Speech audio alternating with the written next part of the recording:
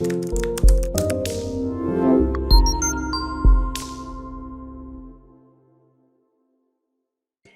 is Valerie VanBooven with the Senior Care Industry Podcast, where leaders with 3 or more years in the senior care industry share their advice. It's 6 questions in 9 minutes because we don't have much of an attention span anymore, and I got a lot of kids back here that need my attention. So we're going to get going, and today we are meeting with Jean Llamas. She is from Care Navigators, Inc. and Care Guardians NFP. Hi, Jean. How are you? I am good. Thank you for having me on your show. Cool. And so let's just get started. We'll get right into it. And we can't wait to hear your words of wisdom. So in a few sentences, tell me who you are and what you do. Sure. So I'm the owner of Care Navigators and Care Guardians. We provide healthcare advocacy, care management, guardianship services, care management services, counseling, medication setup, wellness visits. We open up long-term care insurance claims, appeal insurance claims. We help with placement, and we are now providing medical visits at home with nurse practitioners and physicians. My background is nursing. I have a master's in nursing, and I opened up both firms within the last 7 years to help to advocate for patients because I saw there was a missing gap in healthcare. You're exactly right about that, and we need more people like you out there advocating for our seniors. Absolutely. What's the best thing about serving aging adults? It is an amazing feeling to be able to protect our older adults. Our society focuses on youth, and sometimes our older adults who have all the wisdom, have all the knowledge, can give us a lot of guidance and inspiration are forgotten in the mix with healthcare, and someone needs to be their voice. Thank you. You're right. We have very much sometimes forgotten, it seems like, about the voice that our seniors need, and folks like you help so much with all of that. So I'm going to change the direction a little bit and just ask you this question, because this is what we do. I hear from other senior service providers that marketing online in particular is challenging because it's confusing, it's ever changing. So what has your experience been with that? So previously, prior to COVID, we were all able to connect and network in person. We've always had an existence and presence online with the web, with social media, et cetera. Facebook is really important. But now it's even more important because people do not know how to find us or what resources are out there. So social media and everything related to it is critical. For all of marketing campaigns. It should be a company owner's first step to make sure that that's in place. Awesome. Yes, I believe that wholeheartedly. That's part of what we do. And part of this whole point of this podcast is to create that content that helps others, helps you, helps me get the word out about what we do and how we do it.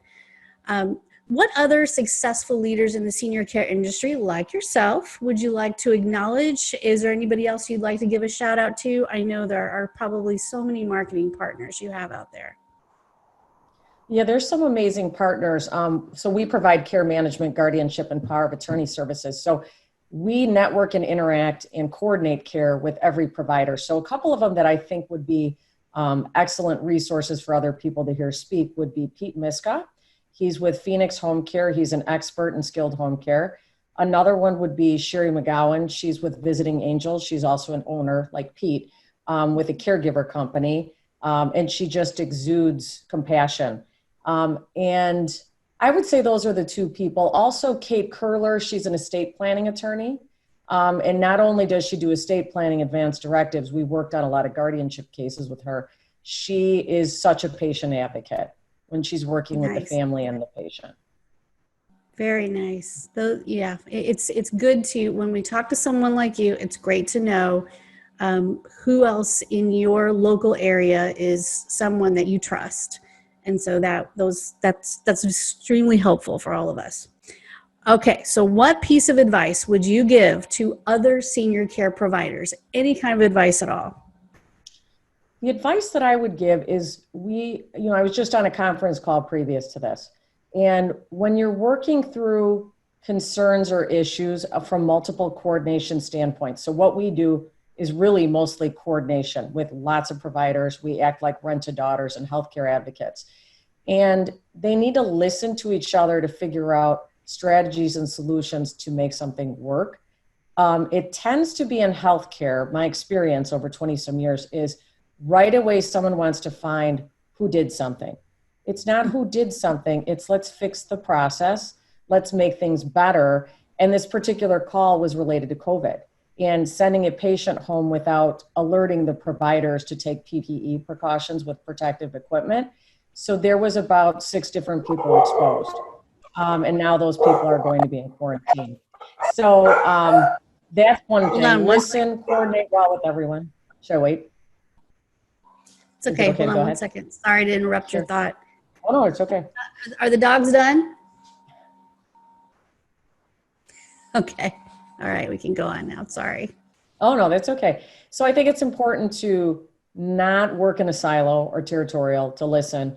And you should be using your emotional intelligence with every conversation you have with each person, whether it's the physician I'm talking to, whether it's the daughter I'm talking to, the son and the daughter are going to be different, their personalities. How you handle and communicate information is so important. I can think of about 5 situations this week where if somebody would have had compassion, emotional intelligence, not pointing a finger within areas that we work in, that we coordinate the care in, it just could have gone smoothly and the family and the client would have been at ease. That is amazing advice. And you're right. From a long string of being a registered nurse and working in this, you are exactly right. Everyone has a different personality. It's not who did it. It's let's fix the problem. Let's fix the overall issue. There's so many parts and pieces to helping our aging adults, and we all have to be in it together. Absolutely. From the family to the providers, right? Okay, this is our fun question. When you have a win in life or in business, how do you celebrate? Well, a lot of times our wins are team-oriented with our staff. We have nurses, social workers, healthcare advocates, and bringing on some nurse practitioners now for medical visits. And so what we do is we try to celebrate it together. So I try to make an announcement on our team meetings about positive wins, whether it was a family member that felt good about it, a client that felt good about it, a physician that was just amazed that we were on the physician visit and we were able to provide that information to make his visit with his client a success. So I like to announce things, do some kudos, and and I also try to be, when it comes to me helping with clients as the owner, I try to be very humble about it because it's not about me, it's about the team, and it's about all the providers together. Awesome. Thank you so much for doing this, for being on our FAST podcast, and for helping us understand more about what you do, because it is vitally important. I love talking to advocates, everybody with wisdom who has been in this business for a while really understands this need. And so I thank you for being on. Thank you, Jean.